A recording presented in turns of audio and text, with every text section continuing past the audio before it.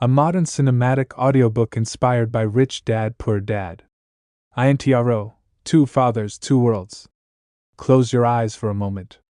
Imagine a young boy standing between two men. Both are successful. Both are respected. Both have wisdom to share. But they see money in completely opposite ways. One says, "Study hard, get a good job, climb the ladder."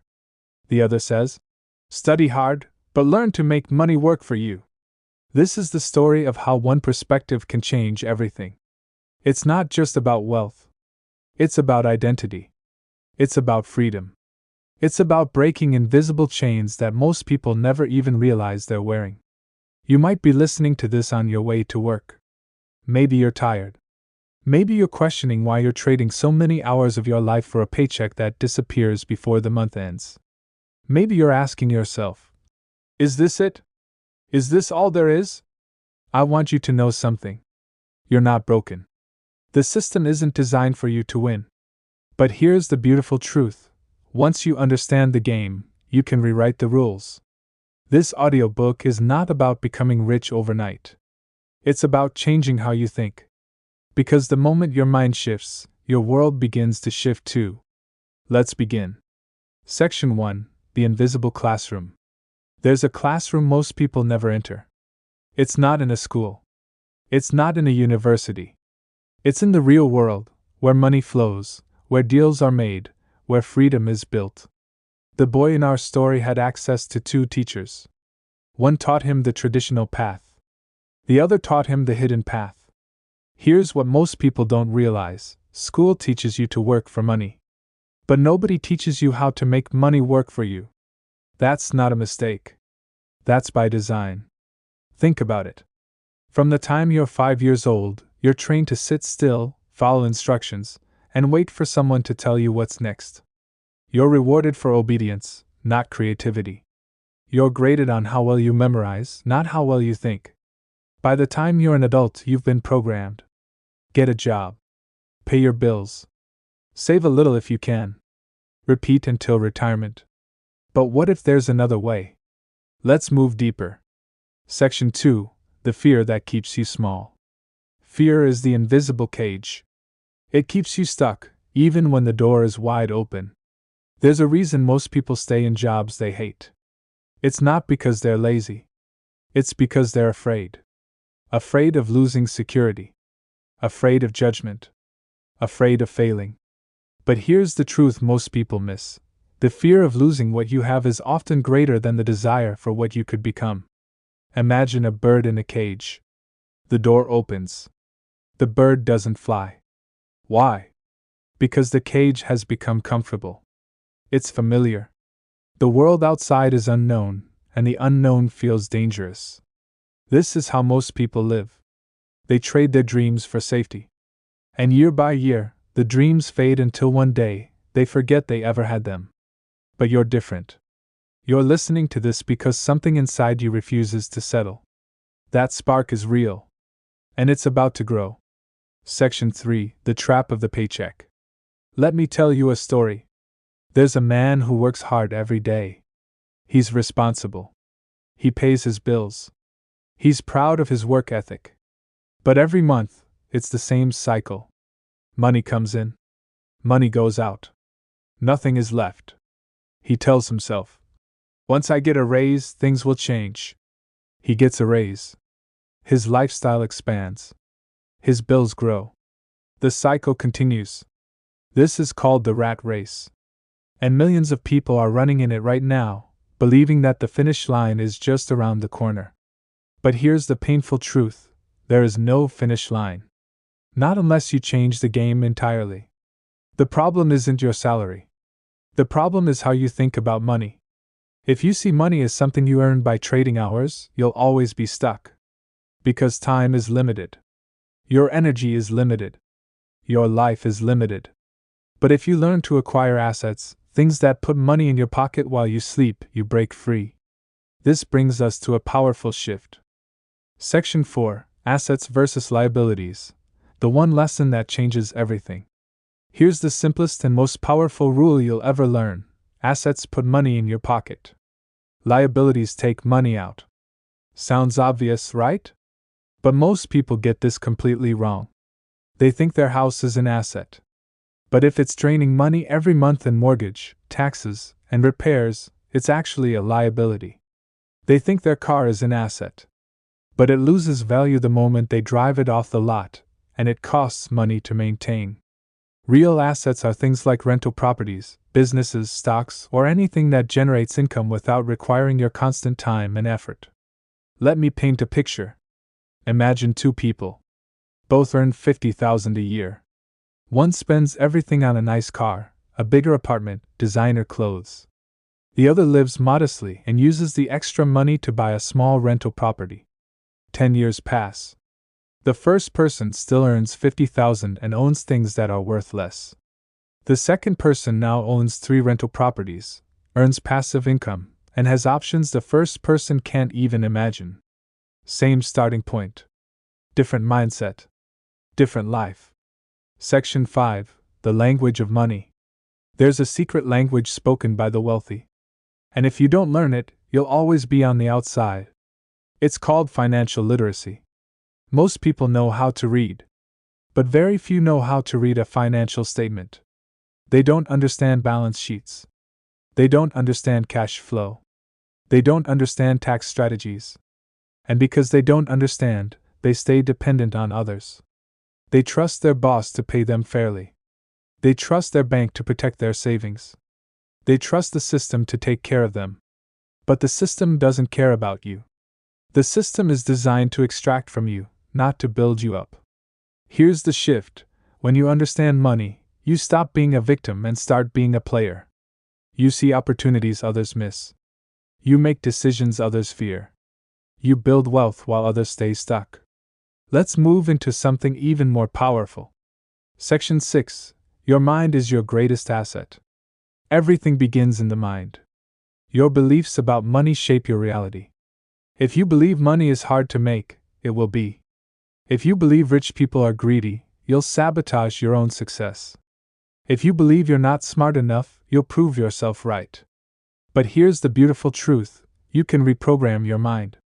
Think of your brain as a computer. Right now, it's running old software. Software installed by your parents, your teachers, your culture. That software says, work hard, save money, don't take risks. But you can install new software. Software that says, learn constantly, take calculated risks, build systems, create value. The moment you change your inner dialogue, everything outside begins to shift. Opportunities appear. Doors open. People show up. It's not magic. It's alignment. Your external world is a mirror of your internal world. Change the inside, and the outside must follow. Section 7. The power of questions. Here's something subtle but life-changing. Poor people make statements. Wealthy people ask questions. A poor person says, I can't afford that. A wealthy person asks, how can I afford that? Do you see the difference? One shuts down possibility. The other opens the door to creativity.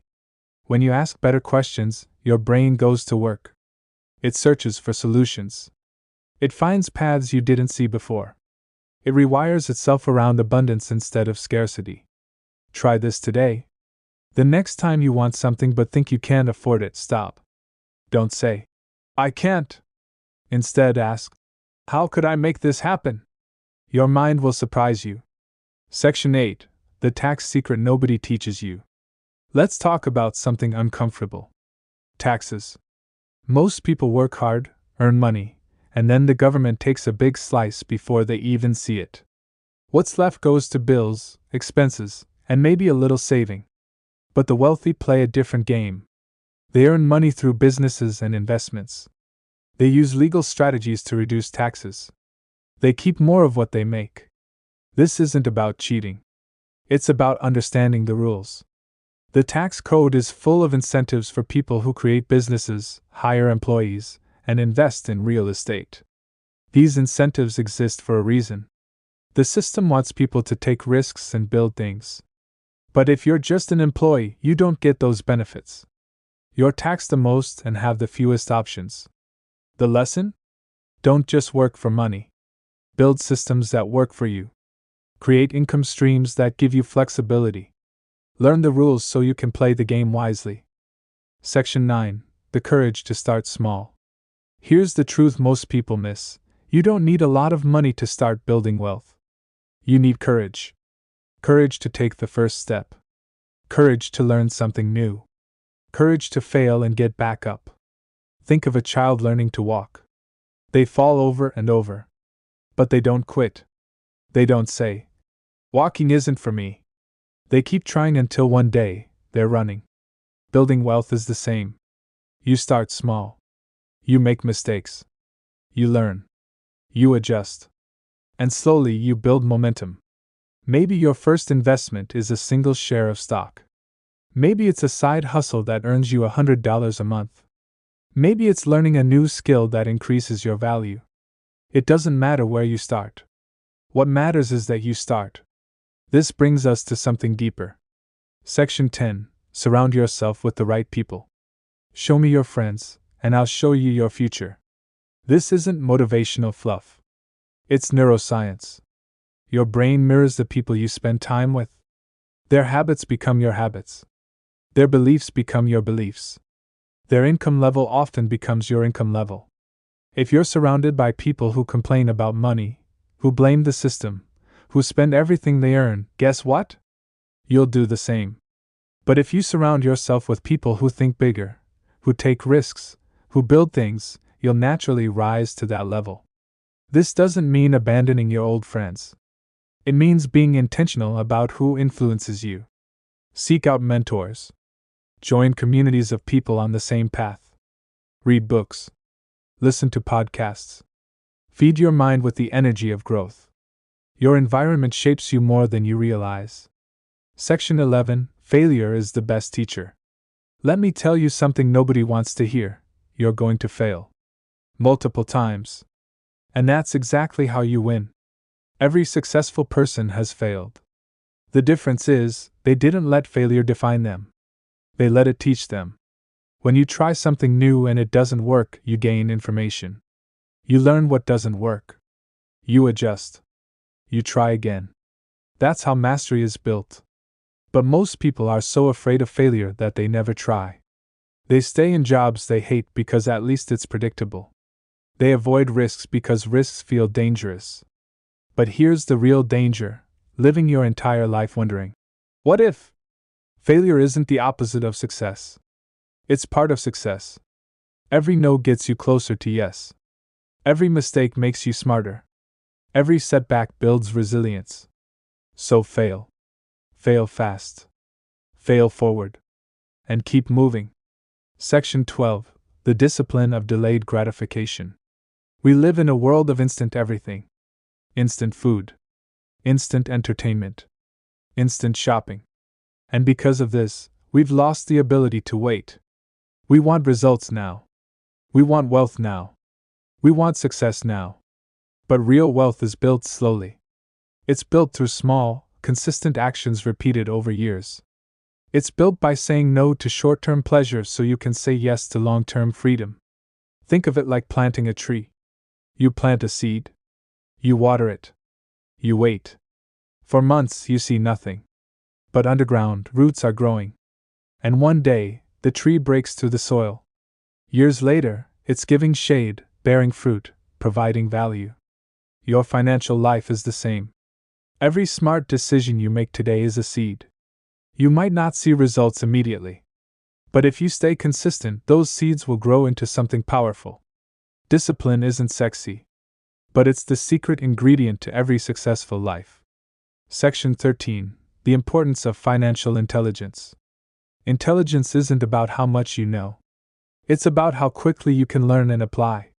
Financial intelligence is the ability to solve money problems creatively.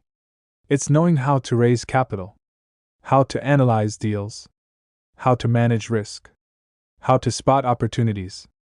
And here's the good news: financial intelligence can be learned. You don't need a degree. You don't need to be born into wealth. You just need curiosity and commitment. Read books. Take courses. Study successful people. Learn from mistakes. Practice with small amounts. Build your skills gradually. The more you learn, the more you see. And the more you see, the more opportunities appear. It's like learning a new language. At first, everything sounds like noise. But over time, you start to understand. Then you start to speak. Then you become fluent. Financial fluency changes everything. Section 14. Mind your own business. Here's a hard truth. Your job is not your business. Your job is someone else's business. You show up. You work hard. You get paid. But you're building someone else's dream, not your own. This doesn't mean quit your job tomorrow. It means start building something on the side. Something that's yours. Something that grows in value. Something that can eventually replace your income. Maybe it's a rental property. Maybe it's a side business. Maybe it's an investment portfolio. Whatever it is, start small and stay consistent. The goal is simple. Build a foundation that doesn't depend on a single employer. Create multiple streams of income. Diversify your risk. Take control of your financial future. Because the moment you rely entirely on one source of income, you're vulnerable. But when you have options, you have power. Let's move into something even deeper. Section 15. The Identity Shift. Here's the ultimate secret. Wealth isn't just about money. It's about identity. You don't become wealthy by doing wealthy things. You become wealthy by becoming a wealthy person. What does that mean? It means changing how you see yourself. It means thinking like an investor, not an employee. It means seeing problems as opportunities. It means acting from abundance, not scarcity. When your identity shifts, your behavior shifts.